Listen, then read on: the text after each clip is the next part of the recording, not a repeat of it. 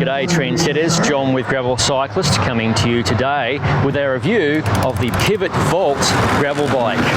And in case you're wondering, I'm at the Dick Lane Velodrome in Atlanta, Georgia, a very appropriate place for a gravel bike. If you're a regular to the Gravel Cyclist YouTube channel or gravelcyclist.com website, you'll already have seen my unboxing and features video of the Pivot Vault. For those who missed it, I'll cover those features right now. At the heart of the Vault is its hollow core carbon frame that has seen the layout tweaked to keep the weight low and the strength high where it matters. Each tube has been shaped and tuned to ideally mitigate the worst road surfaces and help smooth out the ride. Pivot has worked hard with the progressive new school geometry, which means the bike is designed to excel on all road surfaces, whether that be pavement, gravel, or even a cyclocross course. I'm on the size small frame, which measures 53.8 centimeters on the top tube with a head tube length of 13 centimeters. I prefer to ride the smallest bike I can fit myself onto, and remember, fitting is a personal thing. What works for me may not work for you. The rear end of the bike keeps the chainstay short at 420 millimeters, but due to how they are designed, clearance is very good at 700C by 47 millimeter and 650B by 50 millimeter. The bottom bracket junction is massive and revolves around the BB386 EVO standard. The bottom bracket area also has a removable port cover that makes for easy maintenance and fishing cables about the place. All of the hydraulic housings, and in this case Di2 cables, are all internalized, and for mechanical shifting, the cable housings would enter through these two ports towards the top of the down tube. The all-carbon tapered fork has eyelets for fender mounts, and those same fender mounts are available on the rear end of the bike. As this is 2020, hydraulic disc brake calipers are flat mounted front and rear, and through axles are also the norm, being 12mm by 100mm front and 12mm by 142mm rear. The Vault also features two bottle cage mounts in the usual places you would expect, along with a bento box top tube mount, which nowadays is a favorite of mine. Where the Pivot Vault stands out from the crowd is with its ISOFlex seat post system. The system is designed to isolate the seat post from the frame for comfort. For maximum comfort, a 27.2mm seat post is recommended, and that's the size I have installed. But the frame is also compatible with a 30.9mm dropper seat post, all whilst retaining the functionality of the ISOFlex system. That feature alone is pretty neat. This particular example of the Pivot Vault differs greatly from the stock specs you'll see on the Pivot Cycles website. It is equipped with one of the first examples of Shimano GRX Di2 to land in the United States. I'll be reviewing that group set separately, and considering I've been using it since August of 2019, you can rest assured it hasn't sat around the place looking nice and pretty. The same can be said for the Vault. I've been riding that bike on and off since August of 2019. The rest of the parts mix is an all Shimano Pro Discover affair, down to the MTB off-road saddle, which I'll definitely be reviewing later on separately from this review. Likewise, those parts extend to the seat post, handlebars and stem, and all of these goodies are absolutely top-notch. Observant types will notice I'm also using these sweet hydraulic cross-top levers for Shimano GRX.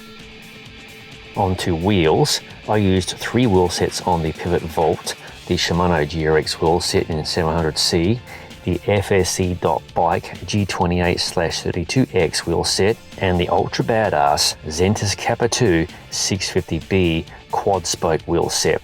I've reviewed 2 of these wheel sets, which you can see linked in the description below.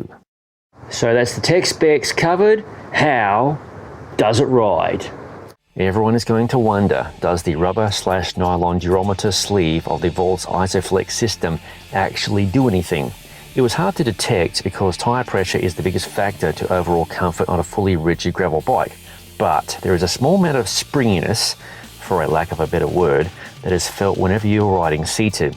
It isn't like a suspension seat post, but it mostly takes away a little of the gravelly road buzz from the rear end and the worst edge of the bigger hits. Mostly, it smoothens out the ride, and over the long haul, that is what counts. For general riding around on gravel, this bike is an absolute rocket. I could easily take this bike as one bike to do it all, and I wouldn't hesitate for a moment to take it onto a roadie group ride. It's light, every bit of energy you put into the drivetrain is going into that rear wheel, and if you're like me, there's no way you're going to budge that mega belt and bracket junction. Because of Shimano's excellent GRX gearing, you'll have no worries running out of gears, climbing or descending. Thankfully, Pivot has a GRX 2x mechanical option and virtually the same gearing I've been using. You can also run the bike 1x if desired. Pivot being a company with roots deep into mountain biking, it was no surprise this bike handles well on single track. My skills aren't so hot, but they've all elevated my riding when I was riding around on it at the Whitefish Bike Retreat in Montana. As a side note, the cross-top GRX hydro levers were super handy for the single track riding. A big thanks to Tyler of Bike Rumor for filming me riding the bike during this segment. When climbing, the pivot vault is stable and planted, and the Isoflex is handy for keeping you planted on the saddle for cranking out extended climb efforts. This footage is somewhere on the outskirts of Whitefish, Montana. The climb was somewhere close to 20 kilometers in length. Out of the saddle, the bike doesn't waste any time in surging forward, but the pivot vault isn't as race-oriented as some gravel bikes I've reviewed, which can be a good thing. Still, I would say this bike is more performance-oriented than most, but is still comfy enough with the bike's well-thought-out geometry and deflective Isoflex seat post tech to not beat you to heck over a very long ride.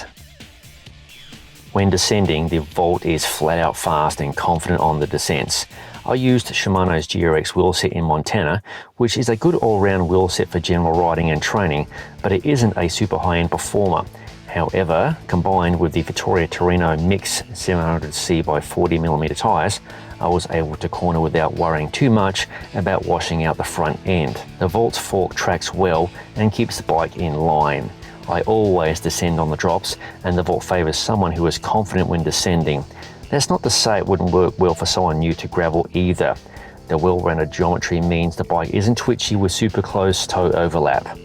Pivot have definitely found a good middle ground with this bike. And if you need tips on descending, be sure to check out my video linked in the description below. I don't directly compare bikes in my reviews. Most of that is subjective clickbait bollocks. I will say though, I believe Pivot has themselves a sweet little bike here. It provides buyers with a choice that could be better than bikes priced around the same or higher. If you're looking for a gravel bike that can truly do everything, the Pivot Vault is worthy of your consideration. In addition to being versatile, it is different, it stands out from the crowd, and since its initial release, Pivot have improved the specs with an additional build option, or you can always build it yourself with the frame-only option.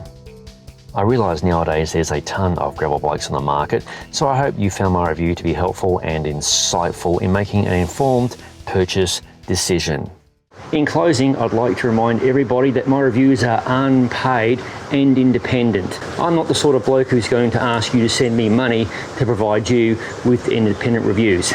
Thank you for watching. If you haven't already, please subscribe to the Gravel Cyclist YouTube channel and don't forget to click the bell button to be notified of future videos as they appear on the channel. I'll see you in the next video.